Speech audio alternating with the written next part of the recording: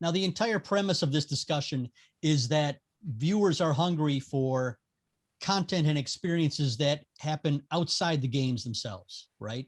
And I'd just like to go around the room, so to speak, and ask your thoughts on that. Is the premise of our panel correct? Are our viewers that hungry for those sorts of experiences? Pam, can I start with you?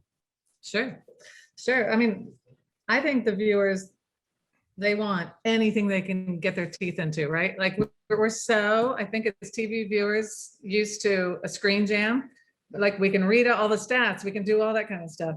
So we are currently working on a bunch of different technical things that we're going to add to our live sports programming, as well as we're going to put into some of our originals. I'm sure it's been announced in the news already that we're going to do free to play, which is going to be a really fun fan engagement that, I'm going to do some of my originals live so that fans can ask like Gilbert Arenas or Terrell Owens questions right as we're shooting. We also, I think you've heard, we're going to be introducing a sportsbook in Q4. So that will also have us engaging with fans with some more original programming and stuff like that. So I think they'll take anything we can create for them. And I think anecdotally, like if the pandemic has taught us anything, it's when live sports shut down, people were grasping for alternative programming that still tangentially relates to sports. So we're creating original programming that has nothing to do with the actual game and is more so telling the stories, whether it's off the field or whether that's access to the actual players and coaches, whether it's creating a completely made up vote of who is the best fan base in all of college football. People are fighting over these things and the game actually isn't even happening on TV. So we saw that all of that take completely off in the past 15 or so months.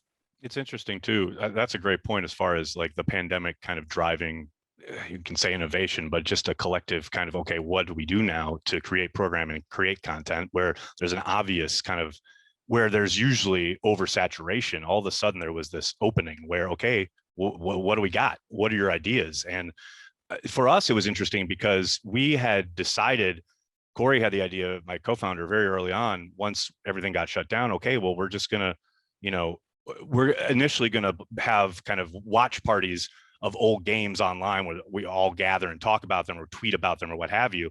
And that extended to when the NFL got back on its feet. And obviously we had a season, whereas in the past we had done a watch party here or there. They became absolutely essential for a lot of our viewers and our regulars in a way that they had not been before. And it was because of things that had happened, prior to that, when things got shut down. All of a sudden there was an extension of community in a way that just hadn't been there before, because we kind of all came together and collectively said, okay, what are we going to do every day? Because we all exist online, right? We all exist in this space, and we're all obviously all here talking about sports.